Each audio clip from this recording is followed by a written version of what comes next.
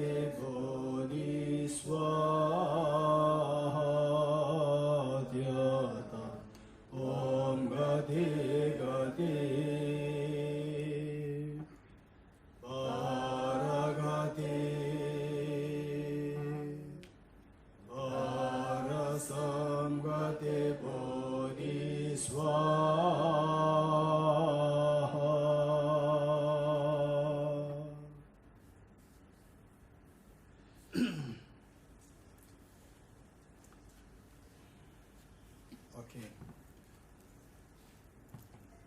Those in the back, can you hear me? Louder or softer? Is louder? We need louder.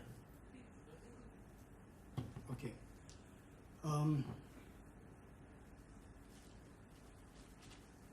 What I'd like to share with you here now is that, say, particularly in the Guide to the Bodhisattva Swift Life, the text which I mentioned this morning, written by.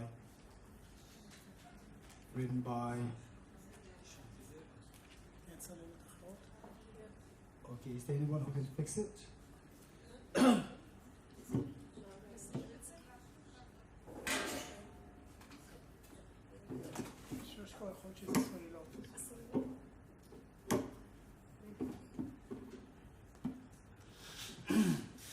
Written by Bodhisattva Shantideva, a guide to the Bodhisattva Swift Life. So there, he came up with one brilliant, revolutionary way of thinking, which, if can be applied, can be greatly beneficial. Can be greatly beneficial, which is that we have the sense, I and you. There's a demarcation between I and you. This is what happens. Now what the Bodhisattva Shantideva is saying is that this feeling of I and you, this is all relative. It's all relative. Your name? Kfir. Kfir. Kfir. With Kfir. Kfir. Kfir. Kfir, okay. Let's say Kfir. Say, I say Kfir, you. And you, Kfir will say, hey Dorji, you. So this you, I, and you. This is all a relative phenomenon. A relative phenomenon. That I, we see that I, oh, it's you, I. There's only one I. So this is from my point of view. It's my point of view. It's not that this person is intrinsically I.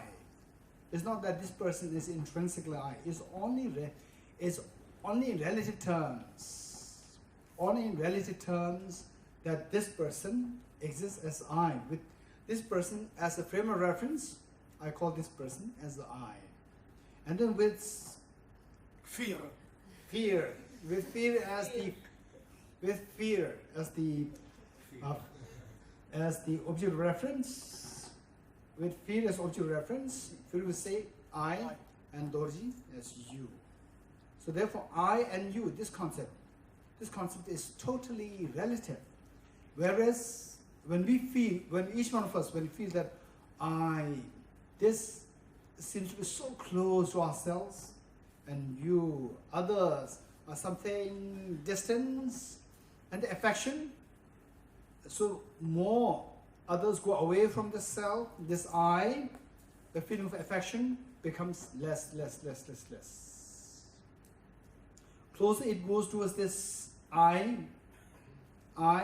the feeling of affection grows. It gets intensified. Right? Now, whereas in actuality, this feeling of I, which is so special. Do you see that? This is so special, and others not so special. Is this really what comes to your mind? Yes, no. Think very seriously with this I. Like for example, your language. Ani. Your language, Hebrew, your language. When you speak your language, this is a real language. When I speak Tibetan, Kena Ming Harin, Usu Devu Imbe, for you it is like it's just an alien thing which doesn't make any sense.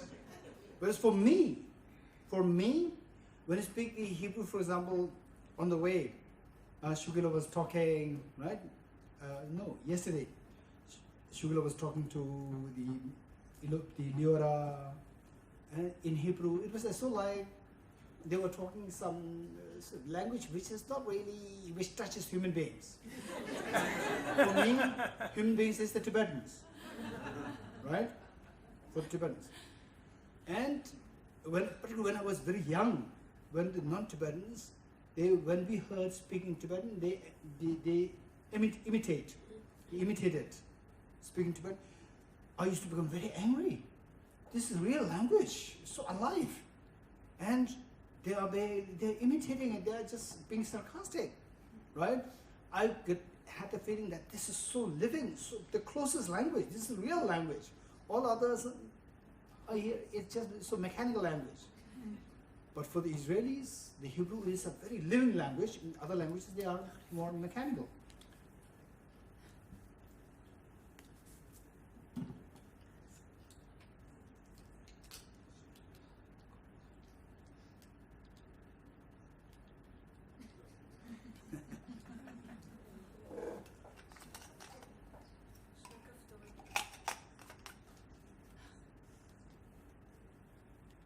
This better, I think. Old one's better.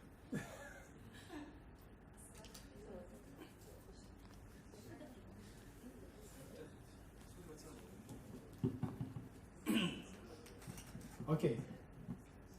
So what I'm saying is that when we sense the feeling of I, it makes it so alive and so dear and so close. Whereas this I is purely relative with respect to someone else. This person, who I refer to as I, so precious, it becomes another person, you. So therefore, I and you is purely relative. Why should I confine myself as I and others as you, as so intrinsically? This is all just relative. For example, say very simply, let us put it like this. Say the mother, the grandmother, the mother and the daughter, right? Say the mother. Okay. This morning, there was one lady who was here. She went. Okay. Is there anyone who has a daughter? Yes, here. Okay. What about your mother? Your name? My name is Mika. Mika. Okay, let's say Mika, and your mother's name? Safi. Safi. And your daughter's name? Adi. Adi. Okay, let's say Mika. Okay, let's say that with respect to Adi, Mika is mother. With respect to Safi, Mika is daughter.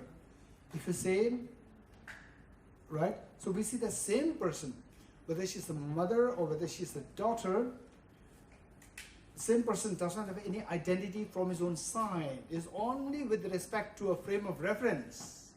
Only with a frame of reference we can speak about whether mother, whether daughter, whether grandmother, right? Otherwise, from the person itself, there's no reference. Without the reference, you cannot speak about the person as a mother, daughter, grandmother, and so forth. You getting it?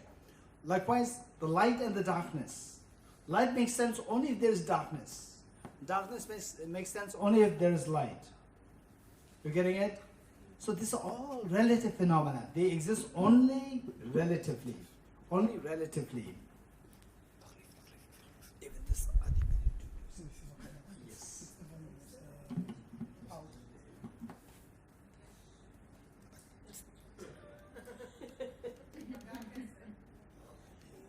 Oh, now it's working. It's working.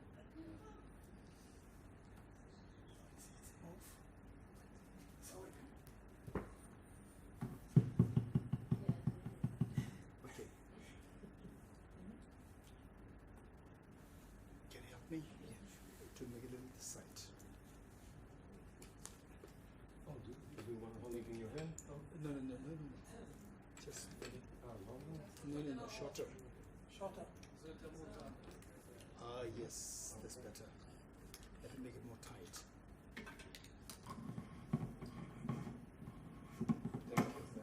Yeah.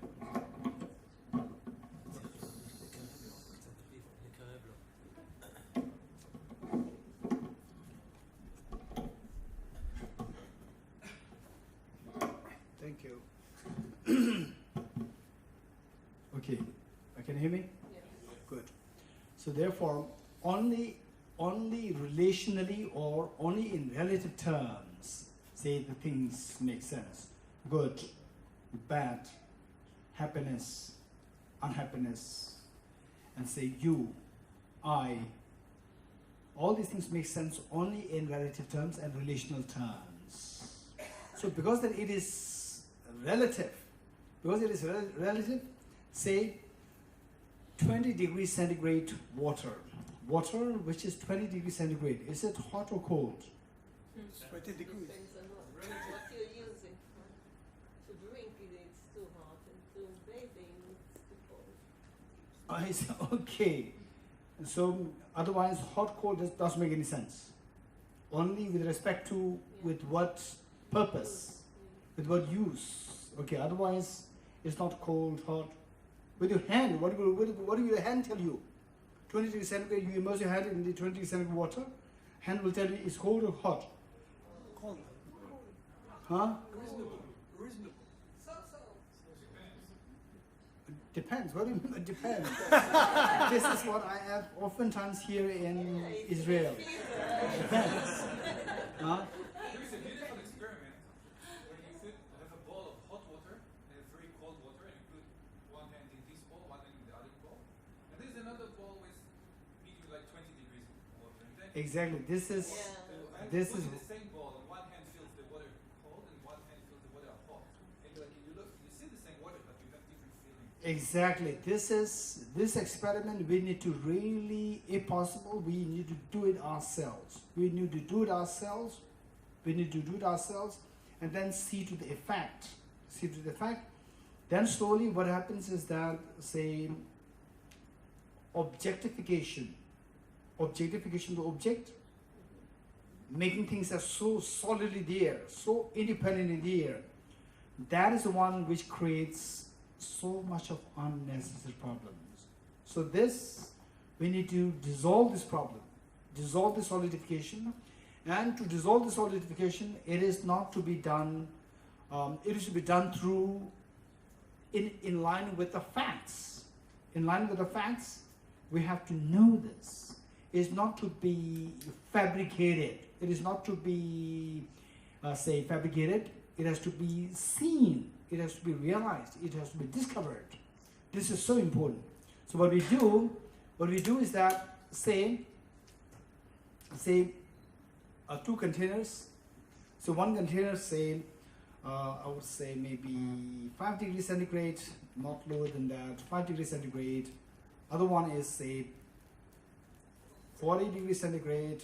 If it is more, then it might have boils in your hands. And the other one is 20 degrees centigrade. Let's say you immerse your hand in your 0 degrees, say 5 degrees centigrade water, your left hand. Keep it there for 2 minutes. And your right hand in the 40 degrees centigrade. Keep it there for, it's very hot. Keep it there for like 2 minutes. Then both hands you put in the 20 degrees centigrade water, right? So this, your left hand will literally feel so warm. Literally feel so warm. And your right hand will literally feel so cold. You're getting it? Cold and hot. You can feel it. You could feel it. Oh, it's hot. It's cold. It's hot. It's cold. You could feel that. With this, now, same object, one might interpret it through the left hand, interprets that water as hot. And the same object, which the left hand interprets as hot, is interpreted as cold by the mind, which interprets through the right hand. You getting it? So the same. What exactly is that? Is it hot or cold? We have to speak only in relation to a frame of reference. Independent of the frame of reference, 100% from the object, you cannot say it's hot or cold. You getting it? Likewise, I and you. This I and others. This I and others. This exists only in relative terms. Say, if there are only two trees in this world, one is, what is the central point of Tel Aviv?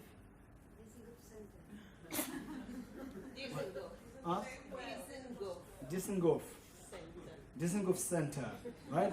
Say there's one tree which is say half a kilometer from Dizengoff Center, and there's one tree which is half a kilometer from this place, right?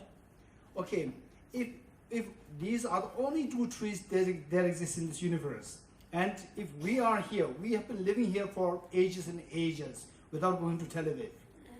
So there, when we write books, we will say that in the book we will say that, so when I was sitting next to the nearer tree, which is tree? That tree which is 1 kilometer or half a kilometer from this place, and I came to learn that there was another person who was sitting right next to the further away tree. This is what comes from the book. Now this book will go to Tel Aviv, and Tel Aviv person will read. When I'm closer to this nearer tree, which is an olive tree, actually there's no olive tree in Tel Aviv, right? As the only tree that they have is mango tree. Nearer tree, which is an olive tree, there's no olive tree. Then someone is there. What is this place?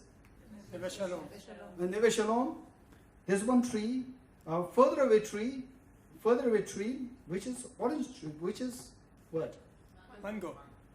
No. You just said Okay, let's say olive tree. Right? No, it says that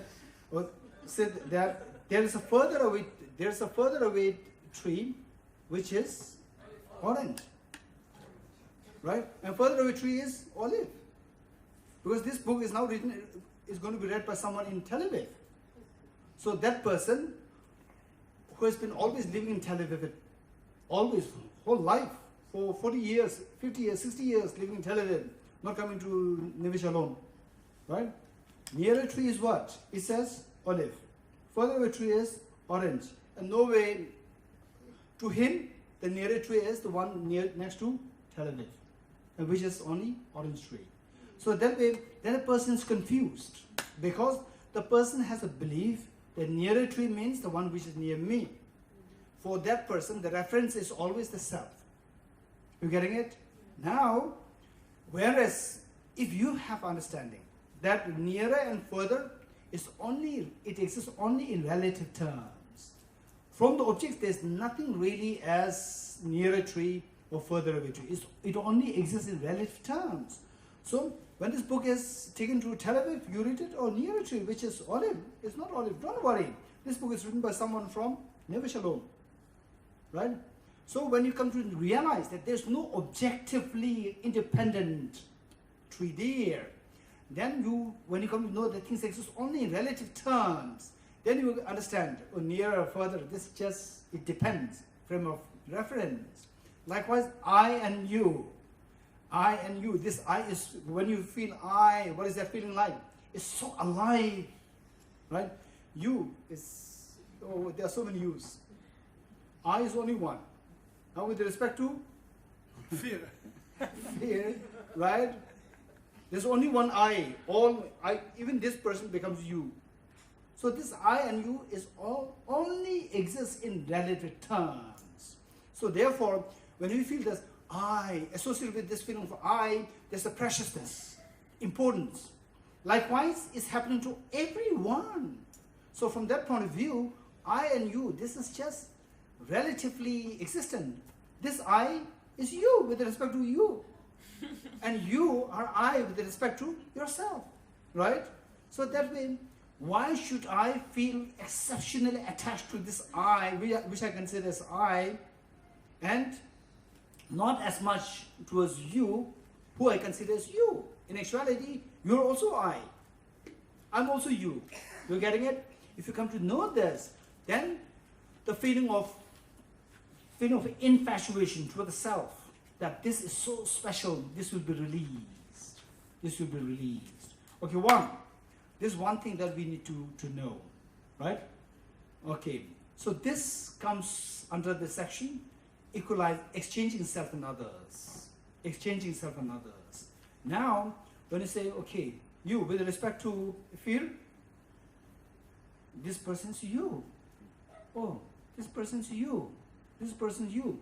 Then the earlier infatuation to this self, early infatuation, which brings only miseries, that infatuation will slowly diminish. Slowly diminish. And when you say, okay, I, you point to other people, I, because this person feels this person feels I. Then the feeling of this vibrancy, this feeling of importance is shifted towards others. It's shifted towards others. This amazing practice, very powerful, very powerful. One. Number two, that Bodhisattva Shantideva, he came up with another way of expanding this love and affection towards others is on the basis of how we see ourselves, and with a little bit of rhetorical dialogue. Rhetorical dialogue. Meaning that, say, we have to exchange the self and others. We have to cherish others more than the self. Then a question that potentially can arise, the question that potentially can arise is that, why should I exchange? I'm I, you're you. Right? And on top of that, say, when some problems happen to you, it doesn't really makes me unhappy.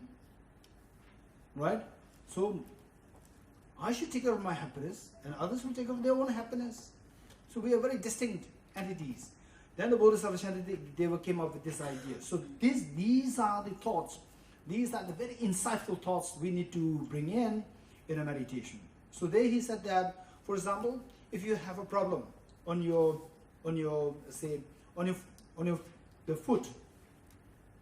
feet, then your hand will go to help it. Hand and feet, these are very different. Right? These are very different. But the hand will go to help it. Likewise, although you and I, these two are very different people, but still, when the other person is suffering, why don't we go to help? This question. Right? Why not go to help? And if the answer is that because others and you are very different. Your happiness, other happiness, others' happiness, others' misery, Others should take care of themselves, and I'll take care of myself. Then only when the hand is in problem, the hand should take care of itself. When the foot is in problem, the foot should take care of itself. Right? This is another reason. Very powerful. Then with this, he came up with extremely, extremely precious reflection. He said that why then your hand goes to help your feet when the feet is in problem, and then your answer is what? It's the same body as it hurts you. That's what is known as I. There's known as I, which is the whole, and my hand, the feet. They are all the parts. They are all the parts of this. You're getting it? This is our answer. Then he said that why not? Then we say even that. Say this is my part. This is my part. For example, say he gave this beautiful analogy. What is this? Mala, rosary, right? Rosary, let's say rosary. This rosary, the concept, okay. The single bead, is this a rosary? Is this single bead, is it a rosary? No. Single tree, is that a forest? No. No. Single soldier, is that an army? No. Okay. So he says that the concept of the rosary, the concept of I, on the basis of all these parts combined together, on the basis of all these beads combined together, and seeing that as a whole, that is illusion. Our mind creates illusion of all these small bits which are not the rosary put together, and we create illusion of rosary. Likewise, we put all these parts together, my hand, my feet, my lung, heart, the body, the skin, the bone, the blood, the vessels, and the mind, all this put together, then I get the illusion that there's a self, Dorji, right? If this is how otherwise, where's the rosary? Besides the beads, besides the string is not the rosary. Each individual beads are not the rosary. Where's the rosary? It's just an illusion. From distance, you see the forest. You go into the forest, you will see the individual trees, you will not see the forest. So what you earlier saw as a forest from distance is just an illusion. Your mind combined them together and you create illusion of a forest. Likewise, we combine all these parts together and then we create an illusion of a self. If this illusion is what you are going to call as, it's fine, what's wrong with it then? If it is an illusion, still it's fine. Likewise, why don't we create another illusion that you are a part of me, you are a part of me, you are a part of me, there's a big antidote, big entity where each one of us becomes our parts, right? We can create this feeling that, oh, each one of us, all sentient layers, they are my parts. They are like the limbs. They are like a part of the big entity, like all the limbs, they are the limb of the same person. You're getting it? So what makes my hand as my hand? Why? Anyone? What makes this hand as my hand? Why? No, mine. Okay, do you have your hands? You have your hands or not? You have your hands. Tell me, what makes you feel that the hand that you have is your hand? It's connected to my body. Huh? It's connected to my body. Okay, your house, how is it that is it your house? It's connected to your body? I use it. Huh? I use it. I decided. Huh? It's connected to my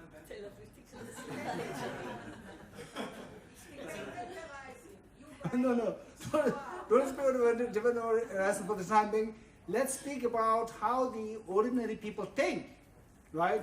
Ordinary people meaning how the person who thinks of I and you, right? Anyone who thinks about I and you get out. I am the most important person. Whoever says this, whoever feels that person should give the answer. That person will never give the answer as dependent originated. Right? That person will say, you are independent, I'm independent. No dependent origination. So that person should give the answer.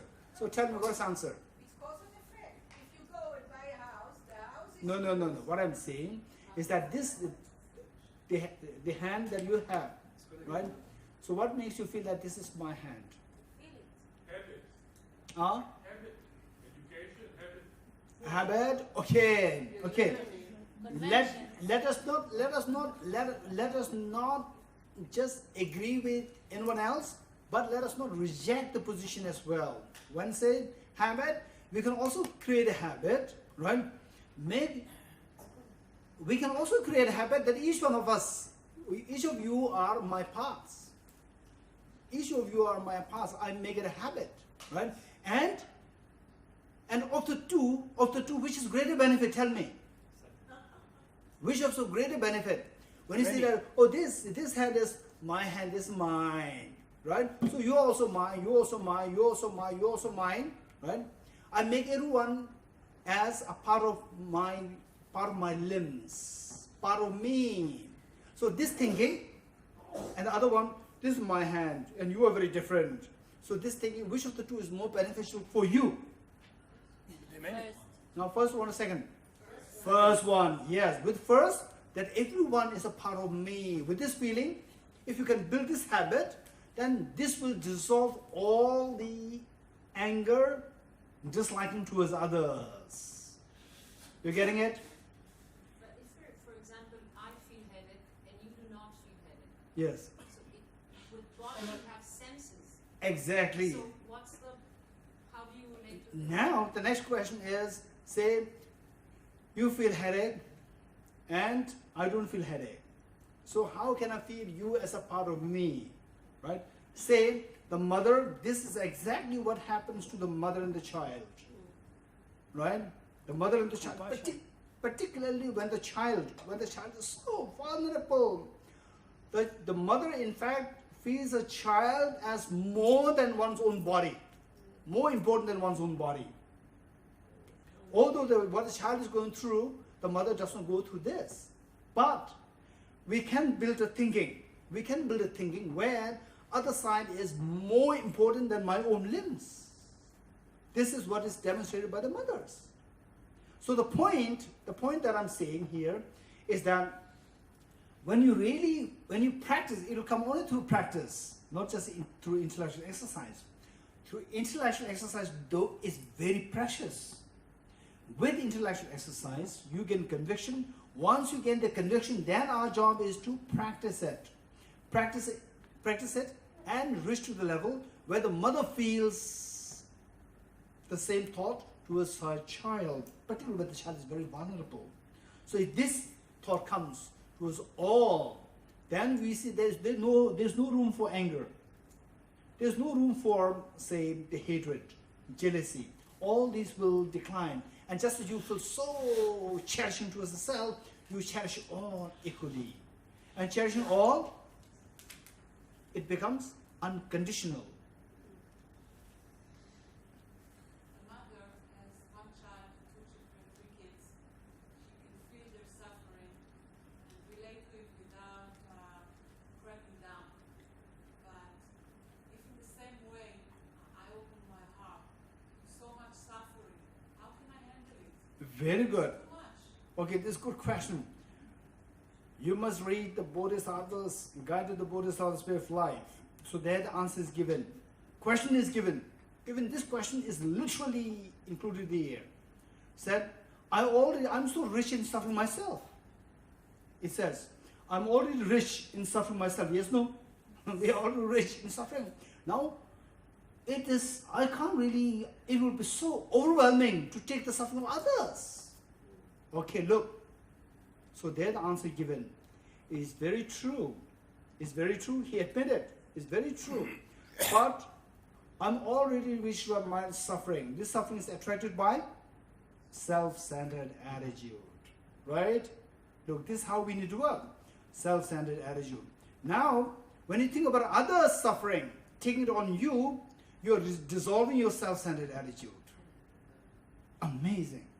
You're dissolving your self-centered attitude. As the self-centered attitude dissolves, what happens is that this constriction is dissolved, right? This unhappiness dissolves. It's amazing.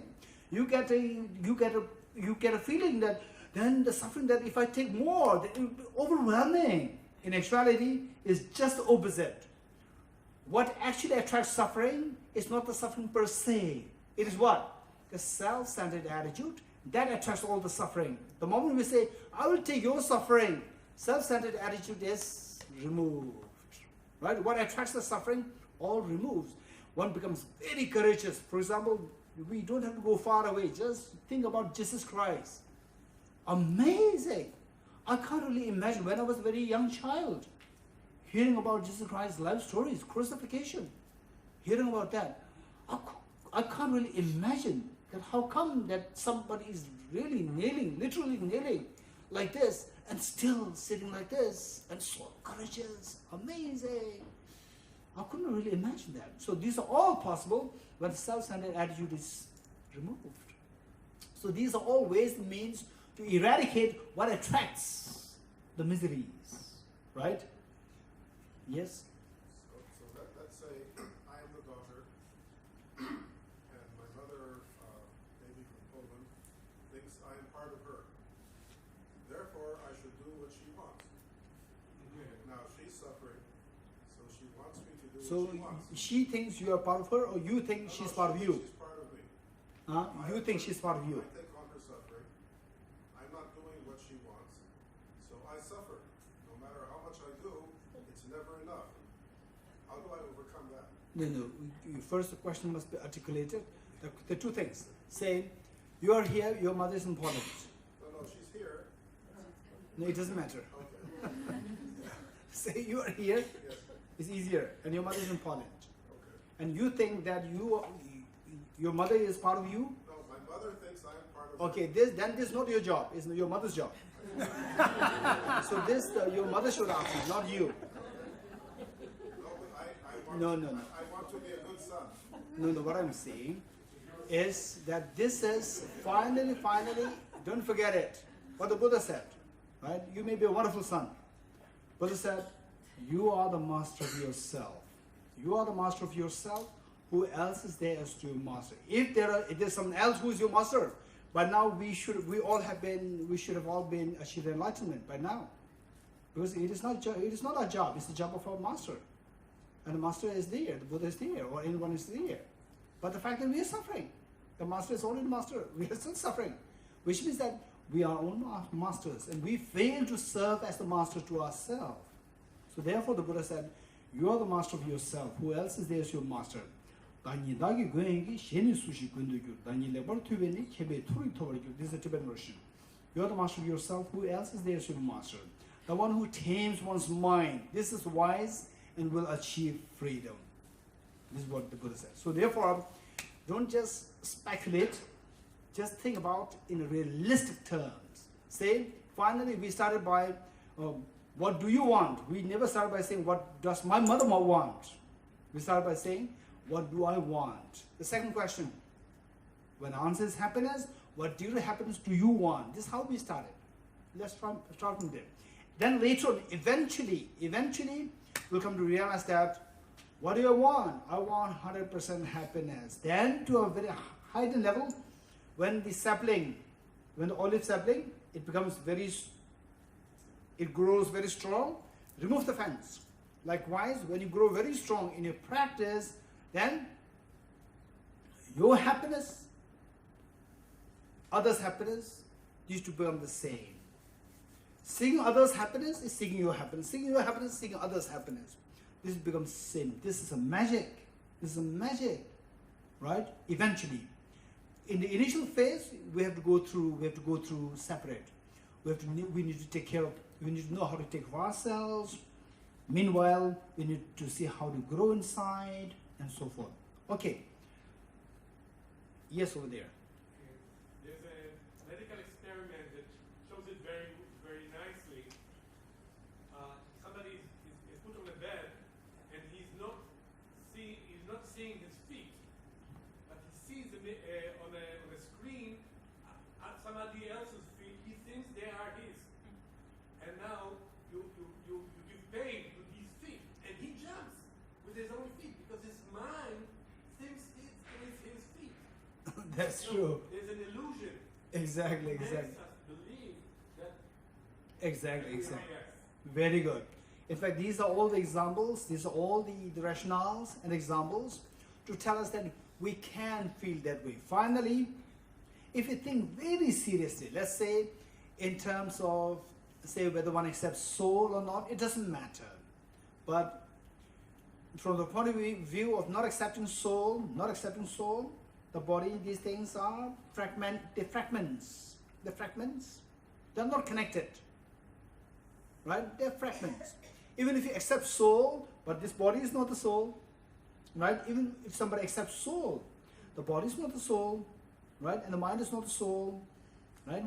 So they are still the fragments. Now, how come that these fragments, which are not connected to each other, we still feel that it's my, and associated with this same, associated with this body, I feel I am male, and with the girl's body, some things that I am female. You getting it? So we assume our identity on the basis of the fragments which are not you. So if it is not illusion, so what is that thought? So we have that capacity, even though these things are not you, we still can feel that these are yours.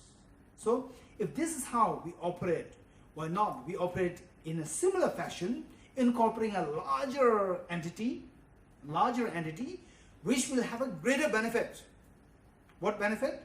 By encapsulating everyone as a part of you, right?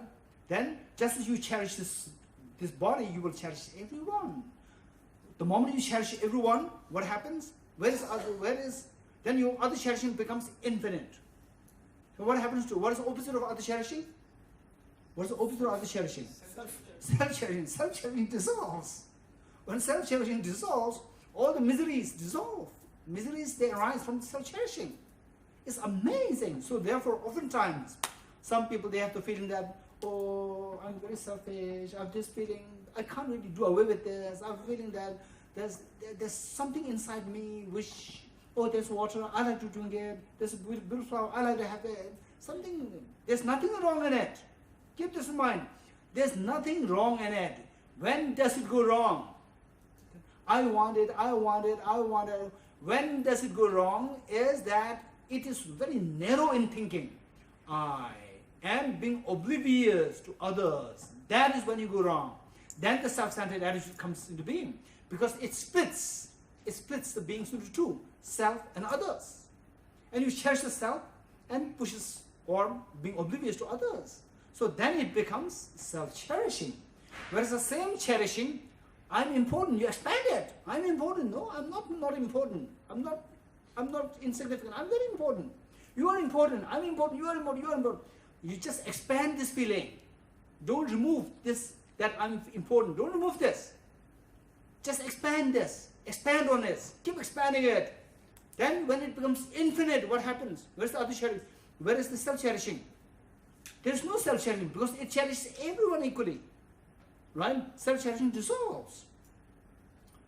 Self-cherishing dissolves. At that point, believe it or not, all our miseries, somehow they are connected with self-centered attitude. Once the self-centered attitude is dissolved, you see that it's a mystical. All the sufferings automatically dissolve. This amazing practice. Yes, over there. Yesterday you mentioned that we have to be aware of our capabilities and our limitations. And I was give an example. In the last period, I'm trying to help. I have a sick brother, a sick friend, another sick friend, and a friend who lost their son.